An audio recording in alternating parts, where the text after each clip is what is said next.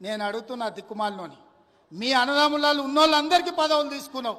ఆయన నీ సడ్డకుని కొడుకుకి రాజ్యసభ తీసుకున్నావు, నీ చెల్లెల్ని ఎంపీగా ఓడగొడితే ఎమ్మెల్సీ తీసుకున్నావు, నువ్వు మంత్రి తీసుకున్నావు, నీ మా బావ మంత్రి తీసుకున్నావు, నీ నాయన ముఖ్యమంత్రి తీసుకున్నావు, నీ ఇంటిలి పదవులు తీసుకున్నారు. కానీ మేము ఏ పదవి తీసుకోకుండా ప్రజలకు సేవ చేస్తే దాన్ని కూడా తప్పు అంటున్నారు.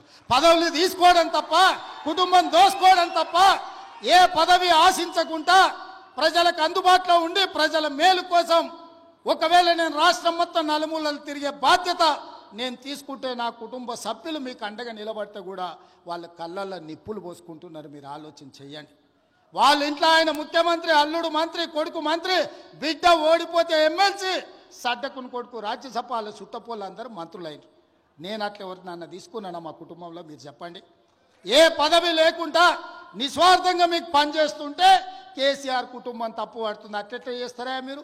ఏ పదవి తీసుకోకుండా మేము చూడు ఎన్ని తీసుకున్నామో ఎంత దోసుకున్నామో చూడమంటారు. మీలాంటి పదవులు తీసుకోనికే దోసుకోనికే మేము పోటీ పడం చంద్రశేఖరరావు. మా విధానం అది కాదు. మమ్మల్ని నమ్మిన ప్రజలకు అండగా నిలబడి, వాళ్ళ కష్టం వస్తే కష్టాలలో వాళ్ళ తోడుగా నిలబడి, వాళ్ళ కోసం కొట్లాడి, వాళ్ళ కోసం రక్తం చిందించే నాయకత్వం మాది. మిమ్మల్ని నమ్ముకున్న వాళ్ళని మోసం చేసి దోసుకునే నీతి మీది. మీకు మాకు తేడా ఉంది. మేము మీలాక కాదు. నేను నిక్కచ్చిగా చెప్తున్నా, మీలాక పదవులు కొల్లగొట్టడానికి, రాష్ట్రాన్ని దోసుకోవడానికి నా కుటుంబం లేదు. నా కుటుంబం నాకు మీరు ఆశీర్వదించే అవకాశం ఇచ్చినందుకు మీకు అండగా నిలబడాలని సమయం ఇస్తున్నారు.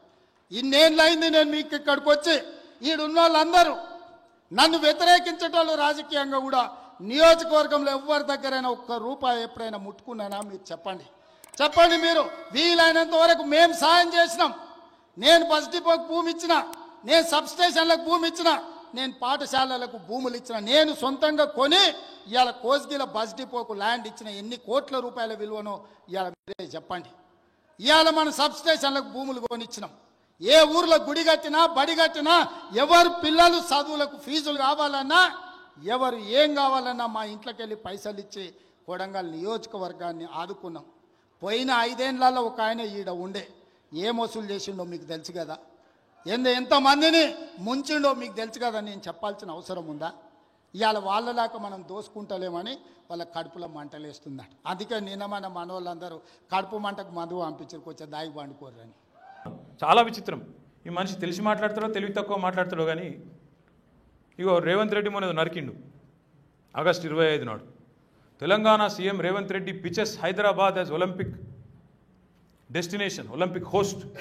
ఇది 2036 ఒలింపిక్స్ కట. ఈ గొప్ప వ్యక్తి ఈయనట ఒలింపిక్స్ చేస్తారట. ఒలింపిక్స్ ఎంత ఖర్చు అవుతుంది ఎరికేనా ఆయనకు? ఒక్కసారి చెప్తాను నేను అది కూడా. అందుకే నేను తెలుసుకొని వచ్చిన, ఎందుకంటే తెలియకుండా వస్తే బాగుండదు కదా.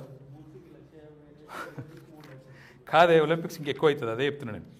ఒలింపిక్స్కు ఒక్క నిమిషం చెప్తా. 2016లో రియోలో ఒలింపిక్స్ జరిగితే అక్కడ ప్రభుత్వం పెట్టిన ఖర్చు 1,08,000 కోట్లు. 2020లో టోక్యోలో అక్కడ ఒలింపిక్స్ జరిగితే అక్కడి ప్రభుత్వం పెట్టిన ఖర్చు 2.9 lakh crores, 2.9 లక్షల కోట్లు. మన స్టేట్ బడ్జెట్ కంటే ఎక్కువ. మరి ఈ మొగోడట ఒలింపిక్స్ హైదరాబాద్లో పెడతాడట. 50 కోట్లకే కీ కా అని వరుతుండు. ఈయన ఒలింపిక్స్ పెడతాడు ఈ ముఖానికి. 2,90,000 కోట్లు పెడతావా? అవుతుందా నీ ముఖానికి? అది నీకు ఇరికేనా? ఒక అంతర్జాతీయ ప్రమాణాలతో కూడిన ఒక ఈవెంట్ కండక్ట్ చేసే తెలివితేటలు ఉన్నాయా నీకు? అసలు తెలుసా నీకు ఇది ఏందో? అసలు సబ్జెక్ట్ తెలియదు, ఈ మన్ను తెలియదు. ఒక్కటే కథ, కక్ష సాధించాలి, సావ కొట్టాలి, ఏదన్నట్టు. ఎవరి మీద పెట్టాలంటే కరప్షన్ కేసు. చేతనైతే మెగా ఇంజనీరింగ్ మీద పెట్టు. సుంకిశాలలో గోడ కూలిపోయింది, ఇంటేకి వెళ్ళి మొత్తం కూలిపోయింది, 80 కోట్లు నష్టమైంది. దమ్ముంటే నీ డిపార్ట్మెంట్ నీకు ఇచ్చింది రిపోర్ట్, వెంటనే బ్లాక్ లిస్ట్ చేయి. చేతనైతే పంపు ఏసీబీ కృష్ణారెడ్డి ఇంటి మీదకి చూస్తా. ఉందా దమ్ము? నువ్వు అన్నావు కదా ఈస్ట్ ఇండియా కంపెనీ అని, మెగా కృష్ణారెడ్డి ఇంటి మీదకి పంపు చూస్తా నీకు దమ్మెంతుందో. రేవంత్, నీ భాషలో చెప్తున్నా, నువ్వు మొగోనివైతే ఏసీబీ పంపి మెగా ఇంటికి చూస్తానే. ఉందా తమ్ము? పెట్టు ఏసీబీ కేసు. ఎవరి మీద పెట్టాలి? నీ కొడంగల్ ప్రాజెక్టులో జరిగిన గొటాల మీద పెట్టాలి ఏసీబీ కేసు. రాఘవ, నువ్వు ఇద్దరు మంచిగా కేక్ కోసుకున్నట్టు కోసుకున్నారు కదా, ఎన్సీసీని ఎల్ఎన్టీని డిస్క్వాలిఫై చేయ, దాని మీద పెట్టాలి. ఏసీబీ కేసు ఎవరి మీద పెట్టాలండి? 50 లక్షలతో దొరికిన బ్యాగ్ మ్యాన్ మీద పెట్టాలి. 8 ఏళ్ళ మరి ఆ కేసు ఎడవైందో, ఈ దేశంలో న్యాయ వ్యవస్థ ఏం చేస్తుందో నాకైతే తెలియదు. కసాబ్ అన్నటోడు కసాబ్ కూడా ఆయనే యాడ్ చేసింది, నేను చేయలేదు. కసాబ్ అన్నటోడు తుపాకీతో కాల్చుకుంటే టీవీ కెమెరాల ముంగట దొరికితే కూడా మన దేశాన్ని 4 ఏళ్ళు పట్టింది. అందుకని నేను కూడా ఏమనుకున్నాను, ఇక రేవంత్ రెడ్డి కూడా శిక్ష పడతానికి 8 ఏళ్ళు పడుతుందేమో అనుకున్నా. ఆ 8 కూడా దాటిపోయింది. మరి చూడాలి మరి ఏమవుతుందో. నేను ఇంకొక మాట అంటున్నా, కేసు పెట్టాల్సి వస్తే ఎవరి మీద పెట్టాలండి? ఇవాళ ఈ రేసు రద్దు చేయడం వల్ల గవర్నమెంట్కు స్టేట్కు జరిగిన లాస్ కోసం రేవంత్ రెడ్డి మీద పెట్టాలని డిపార్ట్మెంట్ మీద పెట్టాలి కేసు, ఏసీబీ కేసు. ఇలా ఆయన తీసుకున్న నిర్ణయం వల్ల ఆ సంస్థకు లాభం జరిగింది. రేసు పెట్టకుండా వాళ్ళు 55 కోట్లు హ్యాపీగా లోపలేసుకున్నారు జేబులో. ఎవరి మీద పెట్టాలి కేసు? మేమేమో బ్రాండ్ ఇమేజ్ క్రియేట్ చేసినాం హైదరాబాద్, నువ్వేమో బ్యాడ్ ఇమేజ్ క్రియేట్ చేస్తున్నావు. చండాలమైన పనులు, హైడ్రా అన్న దుకాణం, బ్లాక్మెయిల్ దందా, Hyderabad real estate dam, Hyderabad ఇవాళ ఏదైనా కొందామంటే బాధ, హైదరాబాద్లో ఇలా కొనదందుకు ప్రజలు భయపడితే పరిస్థితి వచ్చింది. ఇవాళ వాస్తవం కాదని నేను చెప్పేది. విశ్వనగరం విజన్ దెబ్బతీస్తున్నది నువ్వు. ఇట్లా చేస్తే పెట్టుబడులు వస్తాయండి? ముఖ్యమంత్రి అంటోడు రాగానే చేసిన నిర్ణయాలు ఇవ్వా. మెట్రో రద్దు, ఎయిర్పోర్ట్ మెట్రో, రేసు రద్దు, ఫార్మాసిటీ రద్దు. వస్తాయా పెట్టుబడులు, ఉద్యోగాలు? పాపం మొన్న మంత్రి తుమ్మల నాగేశ్వరరావు గారు అందుకే మొత్తుకుంటున్నాడు, మాకు అప్పు ఉడతలేదు అంటుండు. మరి ముఖ్యమంత్రి దివాళకోరు మాటలు మాట్లాడితే అప్పటికెళ్ళి ఉడుతుందా? ఇట్లాంటి దిక్కుమాల పనులు చేయొద్దు. మేము అందుకే చెప్తా ఉన్నాం, ఎందుకు పెడతావు కేసు? పెడితే పెట్టు, అది కూడా చెప్తాను. ఇప్పుడు మీకు చెప్పింది ఆడ చెప్తా, ఏమున్నది దాచుకునే తనకి ఏమున్నది? అవు బరాబర్ ఇచ్చిన గవర్నమెంట్గా నిర్ణయం తీసుకున్నా. I am the government, I was the government, minister and secretary are the government. I took a decision in the interest of Hyderabad, I took a decision in the interest of Telangana to put Hyderabad and Telangana on international map, international circuit. తప్ప ఎందుకు పెడతావా case నా మీద? Hyderabad image పెంచినందుక? ఎందుకు పెడతావు case? లక్షల కోట్ల పెట్టుబడులు తెచ్చినందుక? ఎందుకు పెడతావు కేసు? ప్రపంచ పటంలో హైదరాబాద్ నిలబెట్టినందుక? ఎందుకు పెడతావు కేసు? బెంగళూరును దాటి హైదరాబాద్ ఐటీ ఎగుమతులు పెంచినందుక? పారిపోతాయన్న కంపెనీలను కాపాడినందుక? లేదా దిగ్గజ కంపెనీలకు డ్రీమ్ డెస్టినేషన్గా మార్చినందుక? లేదా మా పిల్లల భవిష్యత్తుకు బంగారు బాటలు కేసీఆర్ గారి నాయకత్వంలో వేసినందుక? మేము మళ్ళీ ఒకటే అంటా ఉన్నాం, ఈ అటెన్షన్ డైవర్షన్ గేమ్లతో రేవంత్ రెడ్డి ఎక్కువ రోజులు తప్పించుకోలేవు.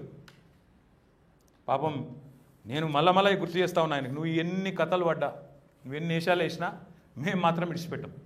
నీ 6 గ్యారంటీలు ఇడిచిపెట్టాం, నీ 420 హామీలు ఇడిచిపెట్టాం. అప్పుడప్పుడు నువ్వు ఏదో గోకినట్టు చేస్తే మేము కూడా ఎక్స్ప్లెనేషన్ ఇస్తాం, తప్పదు. ఎందుకంటే ప్రజలకు తెలవాలి వాస్తవాలు. ఇన్ని చెప్పినాక కూడా నువ్వు కేసు పెడతా, ఏమో చేస్తా అంటే నీ ఇష్టమున్న కేసు పెట్టుకో. ఇలా రాసింది ఇంకో paper, KTR target KTR. Target ఉండాలి 6 గ్యారంటీల అమలు, టార్గెట్ ఉండాలి రైతుల వడ్ల కొనుగోలు, టార్గెట్ ఉండాలి రైతులకు రైతు బంధు వేసుడు, టార్గెట్ ఉండాలి చెర్లల చేపపిల్లలు వేసుడు, టార్గెట్ ఉండాలి దళిత బంధు లబ్ధిదారులకు మిగతా పైసలు ఇచ్చుడు, టార్గెట్ ఉండాలి స్కూటీలు ఇచ్చుడు, టార్గెట్ ఉండాలి లగ్గం చేసుకునే పిల్లలకు తులం బంగారం ఇచ్చుడు, టార్గెట్ గురుకులాలు మంచిగా చేసుడు ఉండాలి, టార్గెట్ ఓవర్సీస్లో ఇవాళ 2వ విడత స్కాలర్షిప్ రాక అవస్థలు పడుతున్న పిల్లలకు స్కాలర్షిప్ మీద ఉండాలి. టార్గెట్ కేటీఆర్ కాదు. వేస్తే వేసుకో, బొత్స నాకేం ఫరక పడేదేం లేదు. ఓ 2 నెలలు 3 నెలలు నువ్వు జైల్లో పెట్టి పైశాచిక ఆనందం పొందుతా అంటే నాకేం అభ్యంతరం లేదు. మంచిగా పోతా, యోగా గీగా చేసుకొని ట్రిమ్గా వస్తా.